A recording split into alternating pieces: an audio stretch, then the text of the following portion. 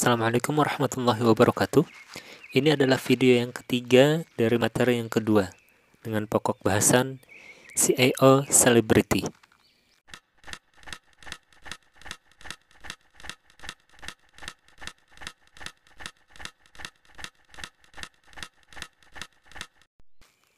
Ketika kita mendengar kata selebriti, maka dengan cepat kita bakal mengingat kepada para aktor.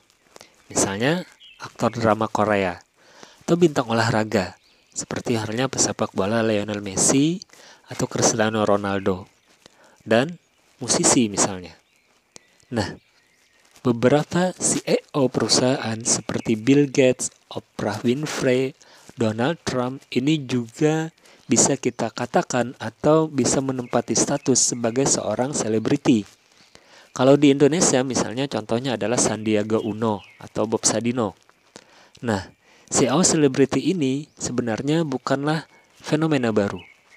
Pada awal abad 20, raja-raja industri seperti Henry Ford, John Rockefeller, kemudian Cornelius Vanderbilt adalah orang-orang yang bisa kita sebut sebagai CEO selebriti.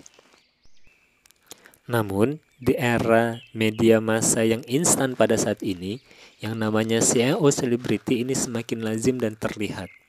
Salah satu contohnya, misalnya pada nama Universitas Ryerson University dan McGill University, di mana nama universitas tersebut diambil dari tokoh yang sangat berjasa dalam proses pendirian universitas tersebut, yaitu Egerton Ryerson dan James McGill, yang mendirikan sekolah-sekolah atau universitas-universitas yang sekarang berfungsi sebagai warisan dari mereka.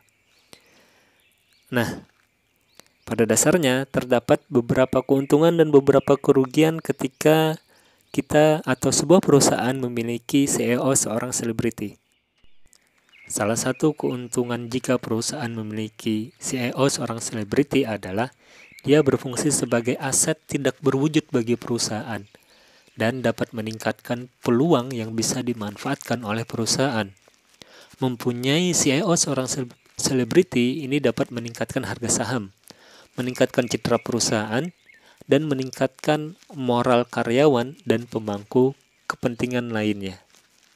Nah, namun memiliki CEO seorang selebriti ini juga membawa resiko bagi perusahaan atau bisa memberikan potensi kerugian.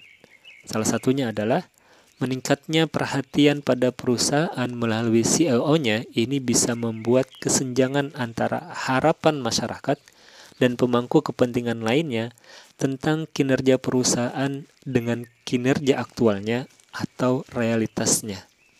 Lebih jauh, jika seorang selebriti CEO atau CEO selebriti ini bertindak dengan cara yang tidak etis, tidak pantas, atau ilegal, kemungkinan perusahaan akan menerima lebih banyak perhatian dari media-media massa terhadap hal-hal yang merupakan kekurangan dari perusahaan, daripada perusahaan lain yang juga memiliki masalah yang serupa. Jika video ini bermanfaat, silahkan share, like, dan subscribe.